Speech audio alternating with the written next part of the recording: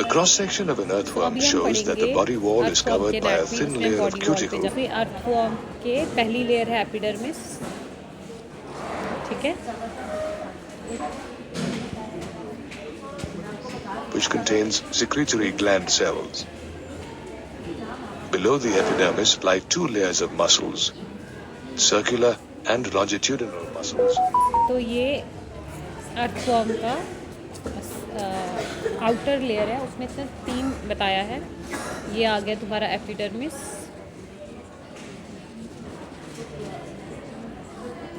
This is your circular muscle, सब उसके नीचे लॉन्गिट्यूडनल मसल है, followed by the innermost coelomic epithelium. और ये जो इसकी बॉडी कैविटी है, उस बॉडी कैविटी के ऊपर भी एक लेयर है, this is the coelomic epithelium. So this is your epidermis.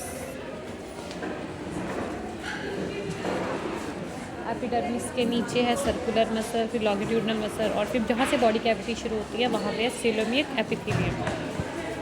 Now let's take a look at the longitudinal section of this is earthworm. Earthworm की हम एनाटमी पढ़ रहे हैं, मतलब अंदर का हिस्सा पढ़ रहे हैं। तो ये एक अर्थवॉर्म है, ठीक है। the worm to study its remaining anatomical features. You'll notice a straight tube that runs from the first to the last segment of the body. This tube so alimentary canal जो है, earthworm जो digestive system है, वो यहाँ से मतलब starting से, this is your interior portion, और जो लास्ट वाला दिस इज पोस्टीरियर पोर्शन। तो एंड, शुरुआत से एंड तक क्या जाता है, एलिमेंट्री कैनाल जो है वो आपका जाता है, मतलब एक पूरा डाइजेस्टिव सिस्टम जो है वो इसमें कंप्लीट है। is the alimentary canal. Towards the anterior end, the first segment bears the mouth. सो ये इसका एलिमेंट्री कैनाल है। अंदर अर्थवॉर्म की एक स्पेशलिटी होती है, इसमें ऑर्गन्स पूरे और इसमें सेगमेंट्स होते हैं, छोटे छोटे सेगमेंट्स से दिख रहे हैं। इसके सेगमेंट बाहर से लेकर अंदर तक प्रॉपरली प्रेजेंट होते हैं। दैट इज़ वाई अर्थवॉर्म जो होता है वो मेटामेरिक सेगमेंटेशन शो करता है।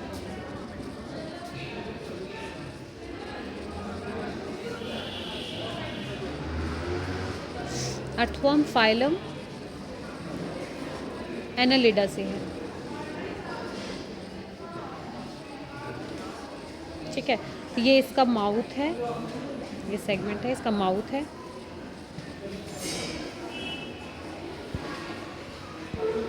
Which opens into the buccal cavity up to the third segment. क्या बोला उसने? The buccal cavity is followed by a muscular pharynx, hi, narrow esophagus between 7 segments. ठीक है। सो ये देखो, ये माउथ है, फिर बक्कल कैविटी आएगी, देन मस्कुलर फेरिंग्स आएगा, फिर oesophagus is your food pipe.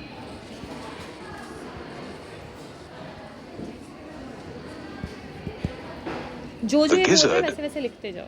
located in the 8th and 9th segments, ये गिजर्ड है,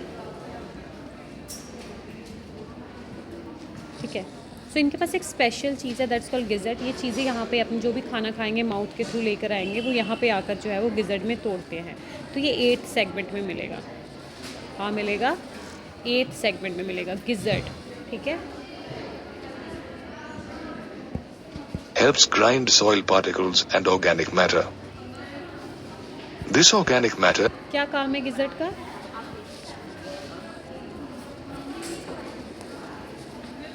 ये जो भी खाना ये अंदर इंगल्फ करते हैं उसको तोड़ने में हेल्प करता है।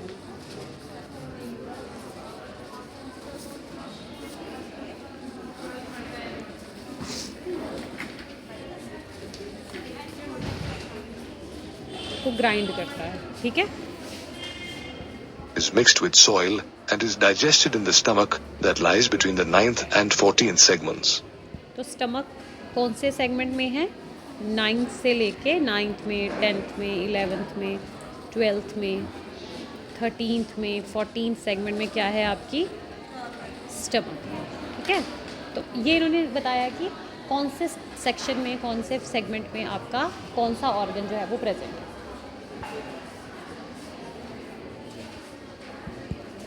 The stomach also has calciferous glands, which neutralize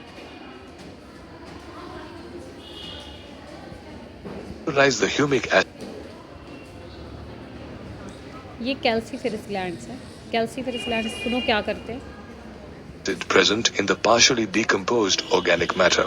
लिख लो। ये कैल्सीफेरस ग्लैंड जो कि स्टमक में प्रेजेंट है क्या करते हैं, ह्यूमिक एसिड को जो कि मिट्टी में आता है, मिट्टी से आता है, वो एसिड को क्या करते हैं, न्यूट्रलाइज करते हैं। तो ये इनका काम है। और ये किस में प्रेजेंट है, स्टमक में प्रेजेंट है। ये सब चीज़ें लिख लीजिए।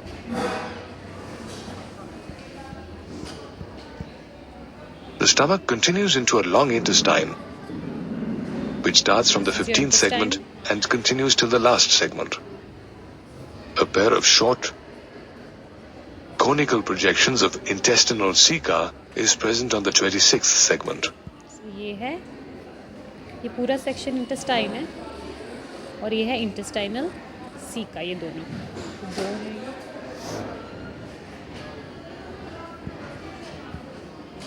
The intestine shows internal folds called typhlosole between the 26th and the 35th segments. Intestine में एक और चीज़ है जिसे बोलते हैं टिफ्लोसोल। ठीक है, टिफ्लोसोल। ठीक है, किस में है ये, इंटेस्टाइन में।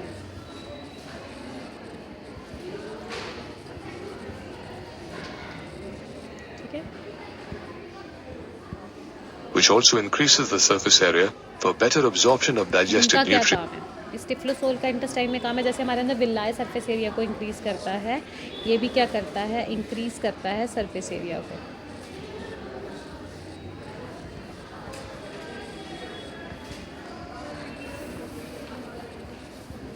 for better absorption.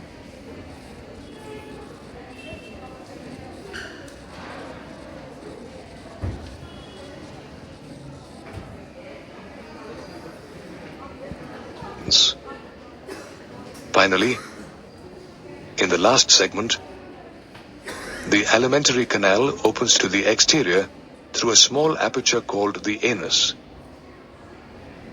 ठीक है, यानी As the ingested matter passes through the alimentary canal, ये खाना जा रहा है, it is broken down into simpler absorbable molecules by digestive enzymes. digestive enzymes से These molecules are then absorbed through intestinal membranes and are utilized by the earthworm. और anus से ये आ गया बाहर। ठीक The है? anatomical study also includes the closed circulatory system. This system consists of blood vessels. तो अभी हमने पढ़ा एलिमेंट्री कैनाल। एलिमेंट्री कैनाल में इसको दोबारा देख लेना, जो है उसमें जैसे मेनली गिजार्ड है, वो कहाँ पे प्रेजेंट है, उसका क्या काम है। दूसरा हमने सिस्टम पढ़ना है सर्कुलेटरी सिस्टम। ठीक है, in the earthworm. Circulatory system होता है जो ब्लड को जैसे फ्लूइड को सर्कुलेट करने में हेल्प करता है। ठीक है, Capillaries and hearts.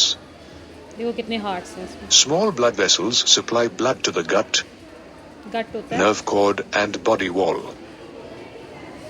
Earthworms also have blood glands Blood between the glands fourth भी हैं। and sixth segments that produce blood cells and hemoglobin, which are dissolved in the blood plasma. These blood cells are phagocytic in nature. ये जो blood cells हैं ये क्या करते हैं, blood gland क्या सिक्रीट करता है। इसके जैसे हमारे पास एक हार्ट होता है, इनके पास बहुत सारे हार्ट होते हैं, ये सारे हार्ट्स हैं। हमारे जैसे हार्ट नहीं होते इनके पास, ये हार्ट्स हैं। ठीक है, जो फूड पाइप के आसपास भी है, लेटरल साइड्स पे हैं, जो कि खाने की पीने की चीज़ों को क्या करते हैं, पंप करके सब जगह सर्कुलेट करते हैं। ठीक है,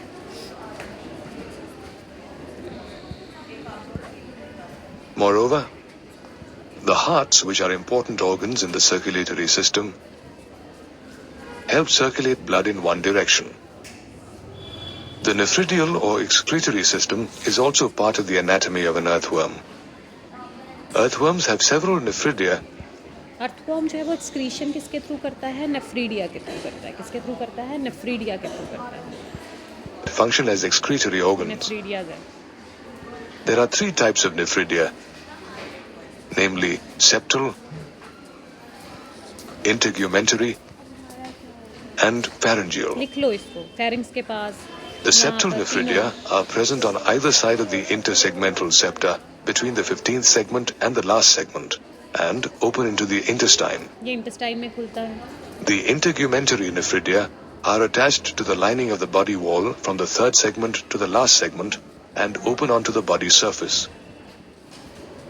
The pharyngeal nephridia occur as paired tufts on either side of the pharynx and esophagus from the fourth to the sixth segments. Nephridia है आपके पास, ठीक है.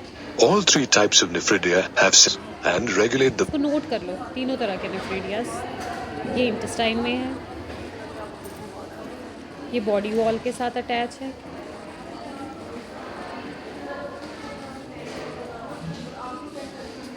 और ये फेरिंग्स के पास है, ठीक है. volume and composition of body fluids. Each nephridium has a funnel that collects excess nephridia का coelomic. स्ट्रक्चर है, तो इसको कहीं पे नोट कर लेना. ये देखो, फनल से शुरू होता है, funnel.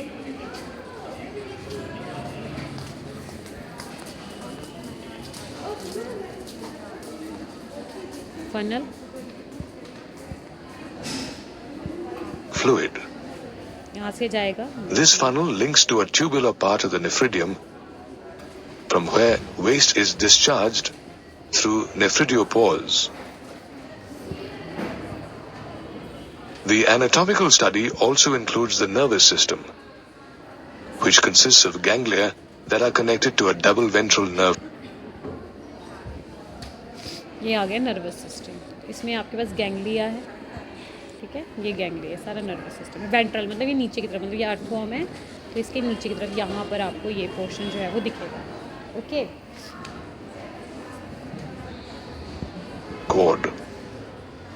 At the anterior end, in the third and fourth segments, the nerve cord bifurcates, encircles the pharynx, and joins the cerebral nerve ring. देखो, ये डबल वेंट्रल नर्व कोड है जो नीचे की तरफ से चलती है, और यहाँ से बाइफरकेट होकर दो हिस्सों में बदल जाती है जो फेरिंग्स को कवर करते हैं. तो यहाँ पर एक इस तरह से एक हल्का फुल्का नर्वस सिस्टम जो है वो डेवलप हो जाता है. इसको बोलते हैं The nerve. cerebral ganglia, along with the other nerves in the ring, integrate sensory input as well as control the muscular responses of the body. इसका क्या काम है? ये देखो, यहाँ से आया और यहाँ पे सेरिब्रल गैंग्लिया बन गया. ये इनका दिमाग है, इनकी मूवमेंट्स, इनकी नर्वस सिस्टम सारे ये कंट्रोल करता है. हल्का फुल्का जो कुछ भी है, सेंसरी टचेस, सब ये कंट्रोल करता है. तो ये इनका ब्रेन है. Did you know that earthworms don't possess eyes?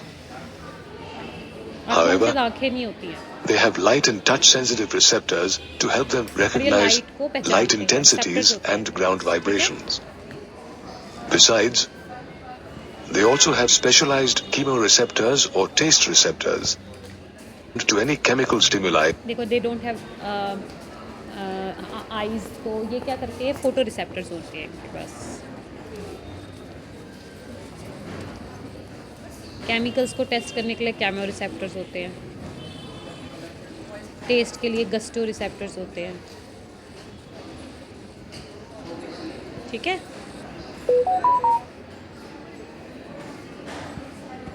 And are situated at the anterior end. Finally, ये लास्ट है इसका let's take a look at the reproductive system. The earthworm is a hermaphrodite, hermaphrodite, which means that both male and female reproductive systems are present in the same individual. The male reproductive system consists of two pairs of testes in the 10th and 11th segments, with their vasa deferentia running up to. देखो, ये इनके segments है जहाँ पे इनका reproductive tract होता है, और रिप्रोडक्टिव ट्रैक ये इनमें लड़का और लड़की, मेल और फीमेल एक ही में होता है, मतलब दे आर हर्माफ्रोडाइट्स.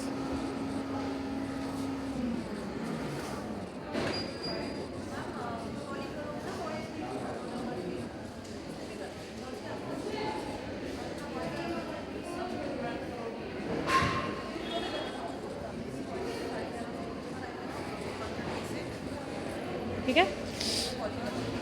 में टेस्टिस यहाँ पे हैं, दो टेस्टिस हैं, टेस्टिस सैक है, वासा डिफरेंशिया है, ये सब मेल का पार्ट होता है। आप लोगों में भी वासा डिफरेंशिया होते हैं, आप पे भी टेस्टिस होते हैं। इसमें लड़का और लड़की एक ही बॉडी के अंदर पाए जाते हैं। That's why it is hermaphrodite और बाइसेक्सुअल और मोनोइशियस, जो भी आप बोलना चाहो।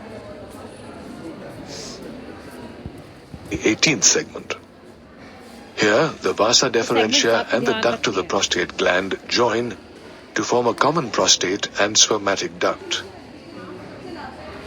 which opens to the exterior through a pair of male genital pores.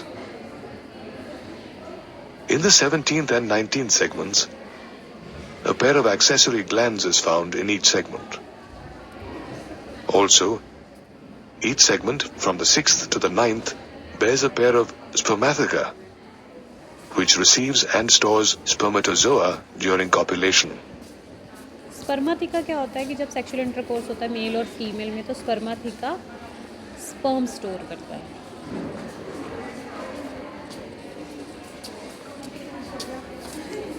Segments आपको ध्यान रखने हैं। The female reproductive system consists of a pair of ovaries present on the intersegmental अब septum. इन्हीं में आपको फीमेल रिप्रोडक्टिव सिस्टम भी देखने को मिलेगा। सेगमेंट्स देखो, 13 से 15 में ओवरीज मिलेंगी, उसी के अंदर जहाँ पे अर्थवॉर्म था। Of the 12th and 13th segments. Below the ovaries are the ovarian funnels, which यहाँ से continue अंदर, into the oviduct यहाँ and से निकल के join to जाएगा form a single female genital pore on the 14th segment. Although earthworms are hermaphrodites, देखो एक बात याद each worm mates with another worm. Earthworm bisexual है। मतलब कि जो आपका अर्थवॉर्म है, मेल और female is in one body.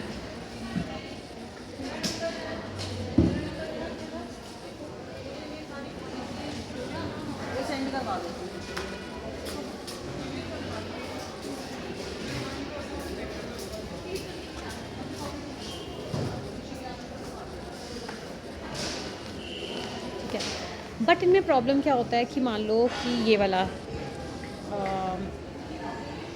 Earthworm है, ये वाले अर्थवॉर्म में मेल भी होगा, फीमेल पार्ट भी होगा। मतलब मेल पार्ट भी है, यानी टेस्टिस भी हैं, और फीमेल पार्ट भी है, यानी ओवरी भी है। बट इनमें दोनों चीज़ें एक टाइम पे एक्टिव नहीं होती। ठीक है, एक चीज़ एक ही टाइम पे एक्टिव होगी। For example male part testis जो है वो पहले मैच्योर होगी, मैच्योर्स फर्स्ट, और ये अभी मैच्योर नहीं है, नॉट मैच्योर। तो क्या किया जाएगा?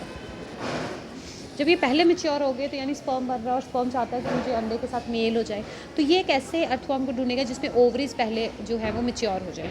तो जब अगर टेस्टिस पहले मैच्योर हो जाती है तो इसे बोलते हैं प्रोटो एंट्री, मतलब लड़का वाला हिस्सा पहले मैच्योर हो गया। और अगर लड़की वाला हिस्सा पहले मैच्योर हो जाए तो मान लो ये वाली जो अर्थवॉर्म है,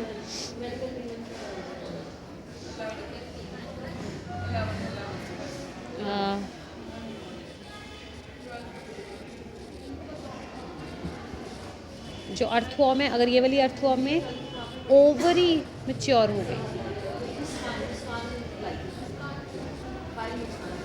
ओवरी मैच्योर हो गई तो यानी तो प्रोटोगाइनी।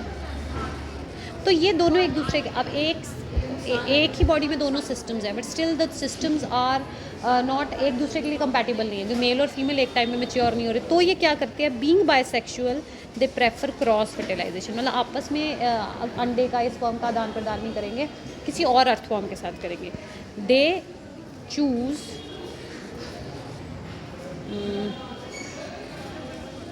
Cross fertilization. समझे मेरी बात? क्रॉस फर्टिलाइजेशन हो गया, दूसरे अर्थवॉर्म के साथ they are going to have sexual intercourse और प्रोडक्शन जो है वो की जाएगी।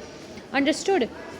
तभी ये दो है, अदरवाइज़ ये तो बाइसेक्सुअल है, एक ही, दोनों मेल और फीमेल एक ही में। अगर ये एक ही टाइम पे दोनों मैच्योर हो जाते तो काम चल जाता, बट इनको एक दूसरे को ढूंढना पड़ेगा क्योंकि एक में टेस्टिस मैच्योर होंगे और दूसरे में जो है वो ओवरी मैच्योर होंगे। अंडरस्टूड?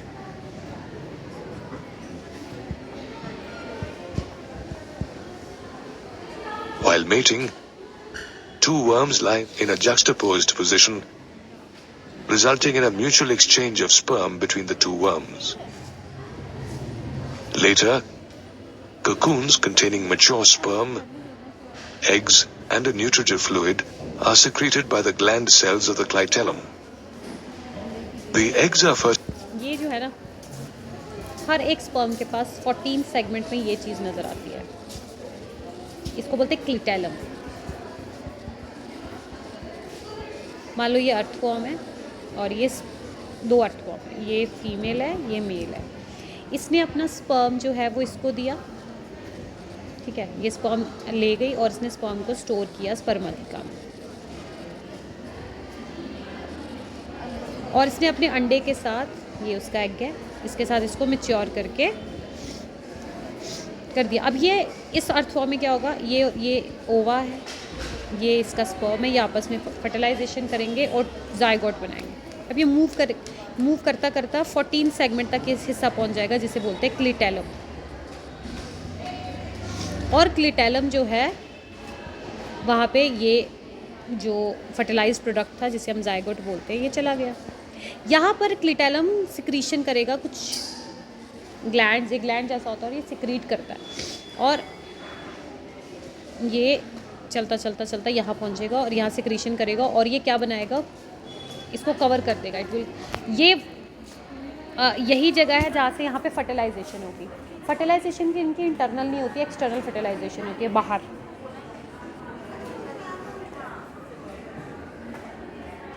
ठीक है, अंडा और स्पर्म, सिर्फ स्पर्म इसमें चला गया, इसने अंडा इसके पास था, ये मूव करता करता क्लिटेलम तक जाएगा, क्लिटेलम कोकून बनाएगा और अंडा और स्पर्म बाहर जो हैं वो फर्टिलाइज़ करेंगे।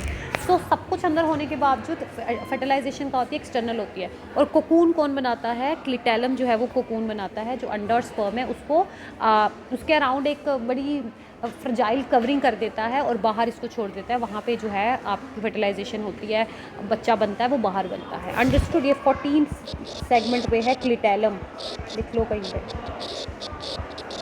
ठीक है। fertilized by the sperm in the cocoons and are deposited in the soil.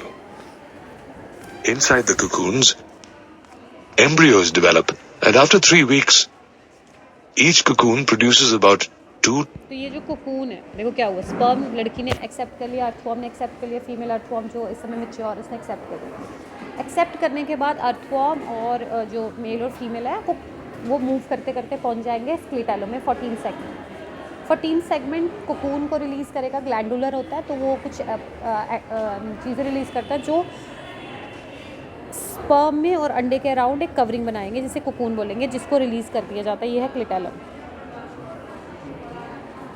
जो सॉइल पे रिलीज़ करते हैं ईच कोकून पे। तो फर्टिलाइजेशन क्या हो गई, एक्सटर्नल फर्टिलाइजेशन होगी। कुछ दिनों बाद 3 to 4 वीक के बाद ये हैच करेगा, फिर ये लार्वा बनाएगा, फिर ये अर्थवॉर्म जो है वो बनाना शुरू करेगा। Understood? 20 baby worms. These baby worms show direct development, which means the larval stage is absent. We've just studied the anatomical features of the earthworm, such as the body wall structure, alimentary canal, and circulatory. ठीक है, तो मैंने आपको visually समझाने की कोशिश की, आपको ज़्यादा करने की ज़रूरत नहीं, आप इसको ध्यान से सुनो। सुनने के बाद एक बार इसको NCERT से रीड कर लेंगे, दैट्स इट, कोई मुश्किल नहीं है। तो ये इसमें आपके पास इन्होंने पढ़ा एलिमेंट्री कैनाल, डाइजेस्टिव सिस्टम, इनका हमसे तो आसान ही है।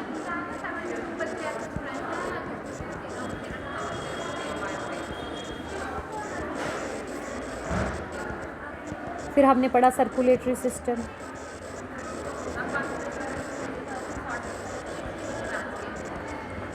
फिर हमने पढ़ा nervous system,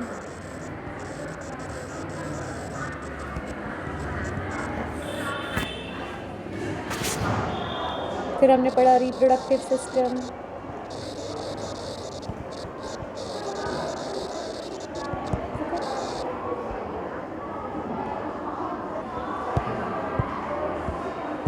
Nervous and reproductive systems.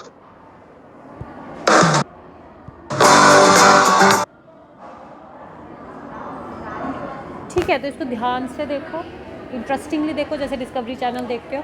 मैंने बहुत मुश्किल चीज़ें नहीं डाली है, kept it very simple visual, एक मैंने देने की कोशिश किया ताकि आपको समझ आए कि हो क्या रहा है। मैं टफ़ करने की कोशिश नहीं की है, ठीक है। फिर हम इसको एनसीईआरटी से रीड करेंगे।